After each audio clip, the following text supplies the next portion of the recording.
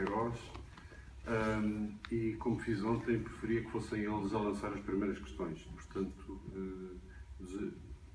convidava-os, se quiserem, a arrancarem em total liberdade, como quiserem.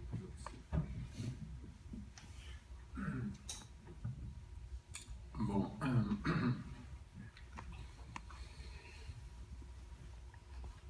só uma pequena introdução, como fiz ontem com o Rui, para dizer que o João é outra pessoa cujo trabalho eu admiro muito. Como disse ontem, desafortunadamente, outras artes que não o cinema me têm ajudado nestes tempos difíceis. E é graças à pintura dele, de outros, à escultura, à música. Ontem pensei que não tínhamos músicos, não falaste de música, Zé Manuel. Mas bom, também não havia espaço para todos. Mas que têm sido outras artes, enfim, a acompanhar-me mais do que, enfim, na falta do cinema, ou na falta de um cinema contemporâneo que eu acho que todos precisamos. É o João, porque eu acho que ele é muitíssimo bom. E ao fazer o programa, como fizemos para o Rui, eu lembrei-me de pôr uns filmes. Neste caso é muito mais óbvia a relação do que ontem. Ontem com o Rui passava ao Parado, que é um filme, enfim, de que todos gostamos, ele muito especialmente. Havia o Bresson, que todos gostamos, ele também, muito especialmente. Hoje é mais óbvia a relação com o Cézanne, claro. E eu experimentei colar um filme do amigo do Strauss, que é o Godard. E assim vê-se bem, eu não tive na sessão, vi pela cabine, vi pela janela da cabine, mas parece-me que são dois filmes que vivem bem juntos. Aquela pequena curta-metragem de Godard, que é não sei se sabem, das pessoas que estiveram aqui, é um anúncio, como é que se diz, uma publicidade encomendada ao Godard e recusada, portanto nunca passada. É uma publicidade para os telefones franceses, para a France Telecom, para a PT, mais ou menos. Portanto, pediram-lhe para ele fazer uma publicidade. Aparentemente eu sei que há uma versão verdadeira da publicidade que tem segundos ou 1 minuto, e depois ele, claro, como sempre, estendeu isto para este tempo, mas nunca foi passado, eles nunca aceitaram isto, obviamente. Mas eu acho que os dois filmes, por exemplo, podem-nos dar matéria para falar, ou não. Como ontem eu gostava que falassem com o João, sobretudo, se quiserem falar comigo também.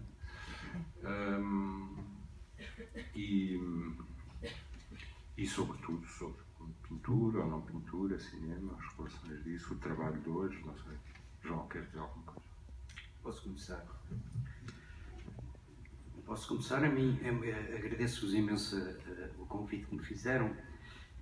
Sabia que o motivo, digamos assim, era o filme do Straub, o Cézanne, que é um filme que eu gosto muito, e é um filme precisamente esta parte do texto que é falado sobre o texto de Cézanne, que é falado no filme, é um texto de facto sobre um motivo. Mas como o Pedro começou, de alguma maneira, pelos maltratamentos, eu queria falar-vos logo à partida do maltratamento do Cézanne. Cézanne é um tipo maltratado. Nunca foi muito maltratado durante a sua vida, porque ele também tinha uma personalidade muito peculiar, mas e depois no fim da vida até era bastante bem tratado, ele até tratava pior dos outros. Havia muita gente que ia falar com ele lá ao sul de França, a tentar conversar, ele aborrecia-se imenso, como é óbvio, mas é maltratado sobretudo pela história da arte. E é maltratado pela história da arte não porque não lhe deem importância, mas porque lhe dão uma determinada importância e muita. O Cézanne é sempre visto, na história da arte vulgar, como nós aprendemos no liceu, como aquele sujeito que fundamentalmente fez a passagem da arte mais antiga para a arte moderna, digamos assim, para a arte, não digo contemporânea, mas para a arte moderna. Portanto, é o pai da arte moderna. Eu diria que o Cézanne não é bem o pai da arte moderna. O Cézanne é um descobridor de um continente da pintura completamente novo, que ainda hoje está a ser completamente explorado. Foi explorado pontualmente pelos modernos, nem por aqueles que são mais evidentes logo na história, como o Picasso, como o Braque, como os cubistas, dizem que essa passagem é mais importante. Os primeiros grandes defensores do Cézanne foram os Nabi, são pintores completamente diferentes, uma geração anterior. Esse é que fazia a peregrinação ao Cézanne. O Cézanne era conhecido e foi muito querido por esses pintores, precisamente por uma coisa que ele fala muito no filme, às vezes em pequenas frases, pela cor, pela vibração da cor, pela relação da cor com a superfície, por tudo aquilo que criava precisamente esse continente novo. Depois, outros momentos na modernidade foram aproveitando Cézanne, e hoje continua-se a ir aproveitando Cézanne como esse, não como esse momento de passagem de uma coisa que para nós é muito importante, que é a arte moderna, e ele fez essa ponte, mas como um continente em si próprio, e ainda muito inexplorado. E é inexplorado precisamente por causa da exploração deste tema que, no fundo, os Straub aqui focam no seu texto, que é a primeira parte das conversas com o Joaquim Gasquet, que se chama precisamente o motivo. E o motivo é precisamente isto que está aqui focado no... Há uma parte neste filme. O texto aqui é muito importante. É muito importante o texto, a maneira como é dito, tanto o discurso, a maneira como ele é dito no texto do Cézanne, a maneira como ele é dito no filme do Jean Renoir, vivemos quase uma diferença, a maneira como ele é dito pelo Empédocles, com o texto do Oderlin e também com a realização do Straub, e a maneira como a intuação da coisa é extremamente importante. Isto faz parte do cinema também, penso eu. Essa maneira como o som aqui intervém, a maneira que a coisa está dita. O Cézanne tinha esta maneira de dizer imperativa, de alguma maneira imperativa, mas um pouco nervosa, que penso eu que é Daniel Luria que faz o texto, que exprime extremamente bem. Ele é extremamente imperativo do que está a dizer, tem uma certeza absoluta. E treme um bocado porque também acha que não deve dizer aquilo que está a dizer. Ele sempre fez isso. Havia descrições do Cézanne que ele dizia que ficava assim com ar muito furioso e falava e tremia os pratos da mesa onde ele estava a jantar, tremiam. Ele falava assim com impulso e os pratos tremiam. Isto é muito bem expresso aqui. É muito bem expresso e é um discurso, no fundo, sobre uma verdade, a verdade dele, que também está muito bem expresso naquele filme. E depois há um discurso no meio, que é um discurso do Empédocles, que é outro discurso também sobre a verdade, aqui a questão da verdade é muito importante, e depois há dois discursos que se cruzam, que são discursos sobre a falsidade, que são precisamente os discursos da Madame Bovary e do Flaubert. Esta parte é importante ver a articulação disto, porque esta parte do romance do Flaubert, a Madame Bovary, onde é a Feira Agrícola, o que acontece é que há um discurso amoroso do Rodolphe e da Emma Bovary, que é um discurso falso, claramente, e depois vai-se ver no longo do romance que é falso, e o discurso dos potentados daquela pequena aldeia ao pé de Rouen, que também é um discurso completamente falso. E é falso e até é ridículo, eles falam do Diocleciano sobre as colheitas, falam dos imperadores chineses, falam daqueles presidentes da Câmara, etc., fazem umas coisas completamente discurso ridículo. E, portanto, temos ali no meio, e depois há um discurso verdadeiro, que depois no filme continua, mas aqui não tem, no filme do Jean Renoir continua, mas aqui não tem essa presença, que é o discurso mais simples, que é o discurso camponês, é o discurso daquela velhota que vai receber a medalha por ter servido 54 anos a mesma família, e isso era uma coisa que era bastante importante e de enaltecer. Claro que o livre pensador, lá o colega do Bovary, que diz logo que coisa tão fanática, ou seja, coisa tão fanática é coisa tão ligada à tradição, não é uma coisa era uma coisa que ele achava completamente horroroso, mas a velhinha ficou toda contente com os 25 francos. E depois reparem uma coisa muito engraçada nisto também, e isto o cinema também consegue fazer desta maneira tão subtil, que é a velhinha que está a receber, quando está sentada e vai receber o prémio, é igualzinho ao quadro da velhinha pintado por Cézanne, o quadro que ela tem, o rosário pintado por Cézanne, está na mesma posição e é igual, a mulher é igual. É impossível que o Jean Renoir não é? Que era filho de um grande amigo do Cézanne, não conhecesse precisamente esse quadro e não conhecesse o texto do Joaquim Garcia e não fizesse precisamente essa transposição para aquele personagem do filme, que depois vem toda contente em seguir, mas se vocês repararem, é extremamente igual. Portanto, aqui o cinema, sobre este tema que no fundo é a coisa que o Cézanne consegue pôr em paralelo diversos discursos. Mas agora sobre o discurso do Cézanne, neste caso concreto, que também é muito importante, aquilo parece que é um discurso intemporal. É um discurso muito grego. Cézanne era um grande aluno de latim, é um dos meus alunos de França, sempre leu latim. Aqui fala do Lucrécio, que por acaso a tradução dizia Lucrécia, não é Lucrécio, é Lucrécio, que é um poeta latino. Estava lá escrito Lucrécia, não era Lucrécia, não era essa personagem, era o poeta latino que ele estava constantemente a ler, e uma das grandes influências de Lucrécio é precisamente o Império, como disse, já lá vamos. E o que interessa é esta maneira de falar que o Cézanne tem, que não é uma maneira teórica, é uma maneira um pouco sentimental, mistura as forças da natureza, mistura a sua relação com a pintura, mistura tudo numa amálgama, essa palavra também aparece muito, numa amálgama que é uma maneira de falar que não é tematizado teoricamente. Hoje em dia, um artista falar como o Cézanne está a falar aqui era o cabo dos trabalhos.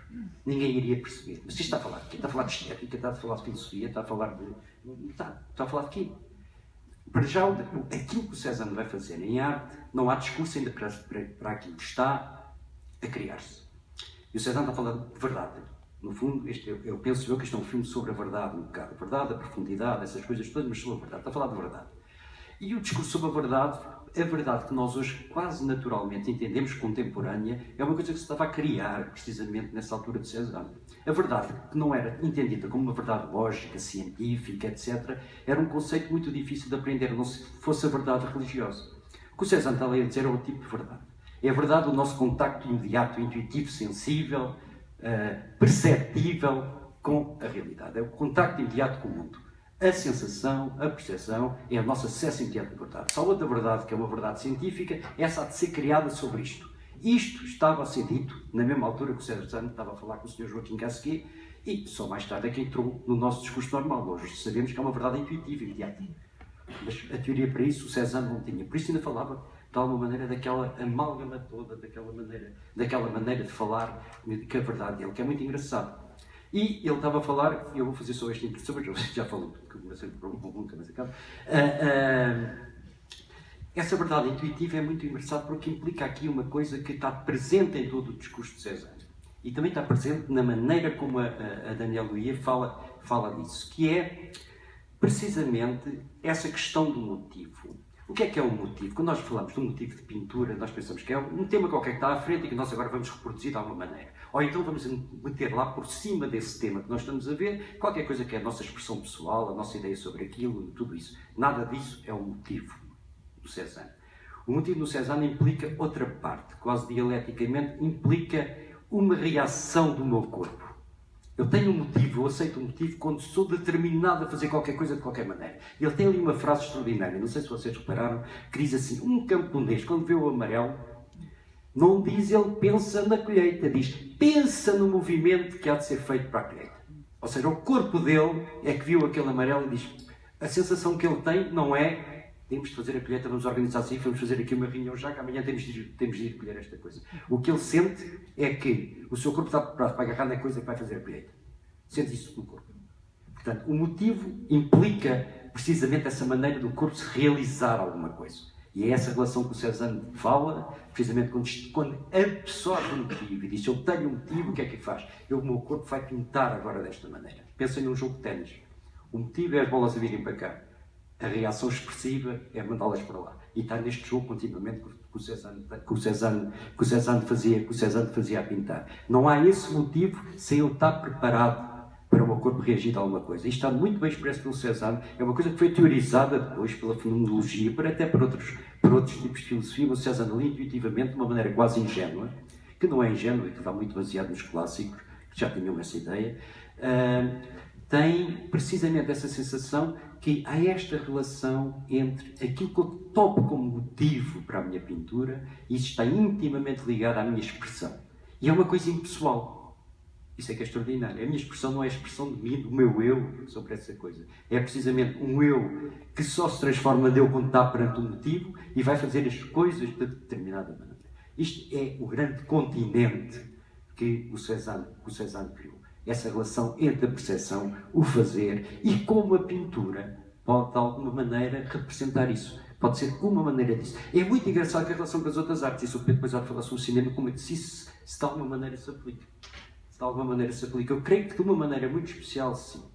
Isso pode ser essa relação. Se essa relação do motivo, corpo fenomenal, que há de fazer as coisas de determinada forma, se aplica uma arte que parece tão distanciada, tão próximo por causa da imagem que há de produzir, mas também tão distanciada no modo de fazer, se de facto isto que está ali posto, que também acho que é um tema que os Stroh quiseram pôr, como é que porque o cinema aqui joga com vários, não é? Com vários aqui, esta introdução, esta interseção de discursos, do discurso de teatro, da poesia, do coisa que ali está tudo presente no filme. Eu queria perguntar ao Pedro se precisamente esse motivo cesariano, aquilo que eu estou a ver como tive de fazer, já de alguma maneira implica um movimento especial, ou da câmara, ou do olhar, ou da escolha, ou da montagem. Da montagem, se calhar, tu sabes disso, até do Stroh.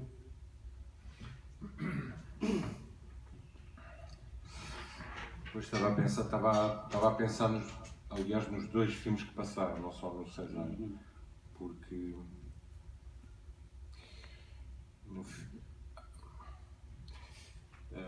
eu acho que é bastante claro, e o motivo, pois, não, o que tu dizes é muito, percebo isso, mas eu acho que a gente no cinema não pode, não consegue, não consegue ainda, porque, por exemplo, o filme do Godard e o outro do Strauss, o que se vê logo é que um deles não é que seja formalista, um e o outro não sei o quê, mas é que há, para mim, claramente que é o do Godard, que parte da forma. E há um outro, que é o do Strauss, que parte de outra coisa, que eu talvez chamasse uma ideia, uma convicção, ou um conjunto de ideias e de convicções muito fortes, de uma construção já muito preparada, que depois se torna forma. Percebes? Que não, o Godard, eu acho que o Godard, não só neste filme, mas o Godard e muitos outros cineastas, inclusive, esse é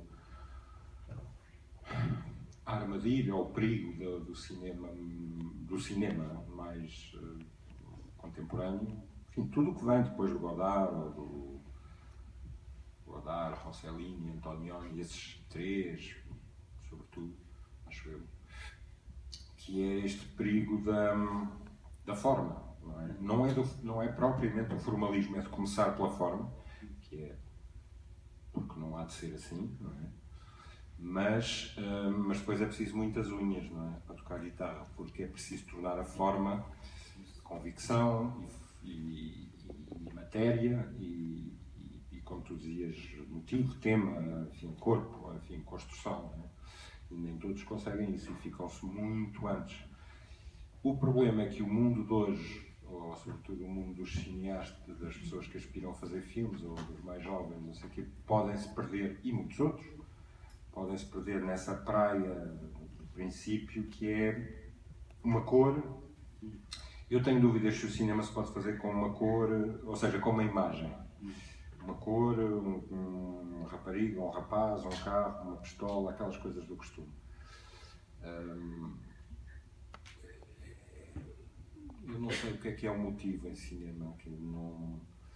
Há duas coisas que estão sempre em cima da mesa, que é o argumento, o guião, não sei o quê, está tudo escrito, estão os diálogos, está às vezes até a planificação técnica, como é que se fazem os planos, de que sítio, com que lente.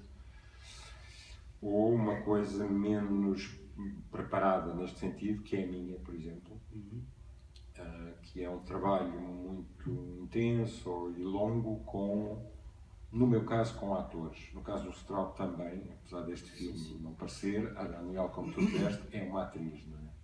E que atriz, não é? Eu lembro-me disto e e perguntei muitas coisas sobre este filme. E lembro-me não lembro precisamente, mas eu acho que ela ensaiou e leu e gravou este texto muitas vezes, para além de o ter dito à noite em casa dezenas e dezenas de vezes. Isso é uma coisa, eu acho que é uma das coisas.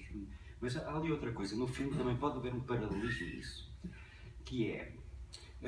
Não é nesta parte do texto, por acaso não está aqui explícito no filme, mas há uma coisa que o Cézanne fazia, que estava sobre o motivo, lá está, ele tinha adquirido o motivo e começava a fazer o quadro, mas não tinha uma grande lógica, lá está, começava a fazer aqui e depois aquilo ia preenchendo.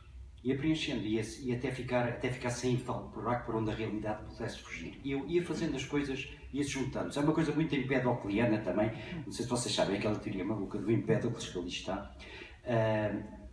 está a falar, que dizia que tem aquela ideia, não é, que o mundo pulsa, não é? Primeiro junto pela amizade ou pelo amor, pela filia, e depois pela discórdia se separa e vai fazendo assim esta pulsão eternamente, o eterno retorno, etc.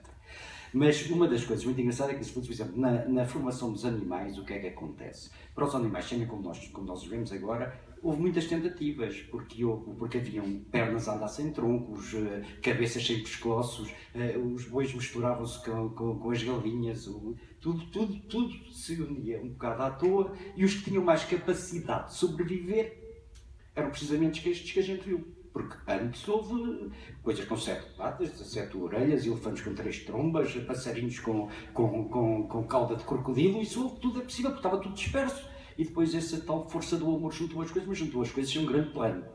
Não é? Juntou as coisas sem um grande plano. O Cézanne tem um bocado essa sensação empedocliana, que há de haver aquela esfera final, que é o quadro absoluto final, em que as coisas encaixam tudo. E o que é que aquilo? Tal e qual que os animais empedoclianos querem sobreviver. E essa coisa, no fundo, é essa ideia que o Cézanne tem, vamos fazer as coisas com sólidas, como a arte dos museus, ou seja, estejam as coisas todas certas lá metidas. Demora tempo, tem que pensar. Quando o Cézanne diz, vou pôr esta pincelada aqui, quer dizer, eu não vou pôr o rabo do crocodilo na crista da galinha, aquilo tem que ter o seu sítio, aquela força depois toda tem de aguentar, mas há todas essas hesitações. Pode ser uma hesitação que existe no cinema, ou seja, está lá muita coisa que não vais filmar, mas foi o rabo da galinha na outra coisa que aconteceu. E há essa ideia de uma necessidade de integração que o Cézanne levava até os quadros de Cézanne, quanto a mim, são os quadros mais perfeitos que existem. O Cézanne, para mim, não é um pintor, como eu gosto muito, não é o pintor. O pintor naquele território da pintura. Não é? E alguns há muitos deles inacabados. A mulher dele, que não quer uma crítica um bocado assintosa demais a ele, dizia assim, aquele homem, o Renoir, sim, o Renoir era um tipo habilidoso e bom, o não sei quantos também, aquele tipo não acabava nada, aquilo não era capaz de acabar. Claro que não podia ser capaz de acabar, mas só acaba quando é essa tal esfera, mas aquilo era tão bem pensado que a mãe também vê coisas muito boas. Imaginemos filmes de um grande realizador, que aquilo não está bem acabado, são grandes filmes à mesma. E os quadros de Cézanne têm muito essa característica, são grandes quadros. E se perguntassem ao velhote se aquilo estava acabado, ele muito dificilmente diria que aquilo estava acabado. Porque há sempre essa ideia de preenchimento, essa ideia de todas as coisas, estarem lá colocadas no sítio certo. E o corpo dele fazia aquilo assim, não é? O corpo do Pissarro, que era muito amigo dele e quase professor, fazia assim. Havia até os camponeses que eram engraçados, às vezes perguntavam lá dessas histórias, depois as gerações mais novas foram perguntar a eles, falaram destes velhotes, já tinham morrido, etc. Então, quando lá ao pé de Paris, em Alves-Roaz, e não sei o quê, perguntava aos camponeses de lá que vinham eles a passar, o Pissarro e o Coito vinham a passar. Então você lembra-se de passar aqui o senhor Camille Pissarro, o senhor Paul Cézanne, etc. Lembramos muito bem, estão tão simpáticos, e assim. Então como é que eles faziam? O senhor Pissarro Piquet. O senhor Cézanne Plaquet. Ou seja, eles viam tal e qual o movimento das vocês. Um estava a fazer assim, com o pincelinho, e o outro estava a fazer assim, com o Pissarro Piquet, o Cézanne Plaquet. Diziam. É muito engraçado portanto, são esta dialética estranha de quase necessidade ou quase inevitabilidade do acabamento, mas esse princípio já muito estabelecido, que é essa coisa que eu estava a chamar de vocês, essa coisa que me abarca, que me apanha, não é? E isso pode demorar muito tempo. O Cézanne, para começar um quadro, não dava para lá olhar para aquilo até aprender um motivo. Aprender um motivo demorava tempo. E depois ainda era preciso fazer a coisa. Portanto, há ritmos diferentes a essa coisa. Também há paralelismo nisto, de alguma maneira. Não, eu continuo naquela história porque o cinema, o que pode... A fraqueza vem da fraqueza, eu acho, da fraqueza, evidentemente, do trabalho mal feito, da pincelada mal feita também, mas no caso do cinema não posso deixar de pensar e dizer sempre que tem realmente a ver com a força das convicções, porque tu trabalhas, em princípio, 99% dos cineastas para aí, trabalham com o chamado género humano, não é? Com pessoas, com corpos, que têm que fazer gestos, dizer palavras e exprimir sentimentos. E, portanto, o cinema, não se pode deixar de dizer, trabalha com sentimentos, no fundo. Eu não sei se a pintura trabalha com sentimentos. Para o Cézanne, nunca. Neste caso concreto. Para o Cézanne era difícil pensar assim, ou seja, depois as teorias que vieram sobre o Cézanne, por exemplo, as de Merleau-Ponty, etc., depois que foram desenvolvidos mais tarde, diziam mesmo que o Cézanne era o exemplo típico da colocação, de se colocar num ponto ainda não do humano. Ou seja, o humano surge quando ele começa a pintar. A colocação dele num mundo perceptivo que ainda não há distinção do que é percebido e o que está a perceber, o que é visível e o que está a ser visto. É o nascimento da visão. Um quadro de Cézanne é o nascimento da visão. Ou já quem houvesse disse isso. Não é para ver. A gente que está a ver no quadro de Cézanne não é as coisas que lá estão, é o nascimento da visão. É a visão a ser vista a si própria.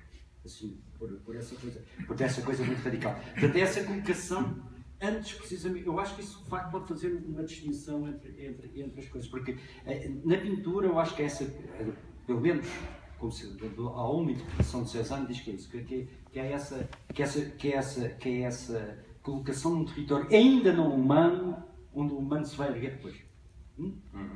Isso, talvez o cinema não possa de facto fazer isso, assim, assim se vê a força da pintura. E a Daniel dizia sempre que o cinema está na pré-história. Está na pré-história por causa disto tudo que tu estás a dizer. E não avança, e provavelmente morreu, como alguns já disseram, suspeitar, morreu de uma certa forma. Num certo tipo de produção vai continuar, seja o grande cinema espetacular de Hollywood vai continuar, vai crescer até. O outro hesita e dissolve-se e morre e enfraquece por causa disso, por causa da falta de convicções, que talvez os clássicos cineastas, e o Strauber, pá, e o último dos últimos, acho eu, com o Manuel de Oliveira, talvez são os dois últimos homens com uma grande força e com muito poucas hesitações, um bocadinho o que estava a dizer o Cézanne, ou seja, isto é assim, não pode deixar de ser assim, e eram pessoas educadas e formadas nos clássicos e numa certa, como é que se diz, cidadania, nem que fosse, não quer dizer que eram de direita ou de esquerda, mas tinham uma moral social muito forte, não é? Eram pessoas que, eu não sou assim, não sei se tu és, eu hesito, tenho muitas dúvidas, não consigo articular uma coisa política de jeito, por enquanto, e isso acho que me enfraquece nos filmes, portanto eu preciso, como diz um amigo meu também, que é o Jacques Rivette, eu preciso de 10 vezes mais tempo, 10 vezes não, 1000 vezes mais tempo de trabalho para fazer um filme que qualquer outro cineasta dá 30, 40 anos, mais, 50 anos. Porque nós estamos como é que se diz, deficientes por causa disto, por causa desta dissolução, dispersão da sociedade, do mundo. O mundo está cheio de coisas demais. Não sei como é que era o mundo do Cézanne, mas... Não, mas o mundo... Já agora contar uma coisa que também tem a ver com este filme. Aquele pessimismo todo que se vê no texto do Empédocles, se vê depois nas frases finais do texto do Cézanne, que ele diz que é ser effrayant la vie, é extraordinário. É muito engraçado porque isto está, o Empédocles fala mesmo disso. O Empédocles, uma dos motivos que ele, além de achar que ia ser Deus quando se tirasse para o etna abaixo, pensava que neste movimento, que eu tinha falado há bocado, neste movimento de agregação e desagregação do mundo, nós estamos, e esse momento mantém-se do Empédocles a nós, estamos num momento de desagregação. Estamos, por exemplo, em que a discórdia está a mandar, cada vez mais. E o Empédocles diz, há este movimento de pulsão, vamos daquela esfera em que o amor engloba tudo, e que também isso faz com que não haja distinção entre ar e terra, tudo está misturado, está tudo, mas tudo agregadinho. Mas neste momento estamos num momento da dispersão. Estamos num momento em que cada vez mais a força da discórdia, digamos assim, que a força da discórdia está presente. E isso o Cézanne também o foca de alguma maneira. É quase uma reação, essa reação da totalidade do quadro é quase uma reação a esse movimento de dispersão que ele nota muito. O Cézanne politicamente fugiu, fugia tudo, fugia da comuna, fugia tudo. E até tinha frases que não lembra do diabo. Ele dizia, por exemplo, já no fim da vida, já fora de tudo, lá em Excel, dizia: vocês sabem, o que mantém em pé é o duche, frio e a missa. Era assim. Portanto, não era assim, tipo, se não fosse a missa e o duche frio, aquilo. Mas por outro lado, o que diz não tem nada a ver com isto, mas é de facto essa reação um pouco a essa sensação muito clássica também, isso está lá nos livros que eu li, Empédocles, Lucrécia, etc. O Empédocles não tem muito que ler, mas tem muita influência depois nos outros latinos todos. É precisamente essa sensação de uma continuidade de expressão. E o artista, neste caso Cézanne, é precisamente um movimento contrário a isso. Um movimento contrário a isso. E isso tu tens razão. E está lá, está presente ali naqueles momentos.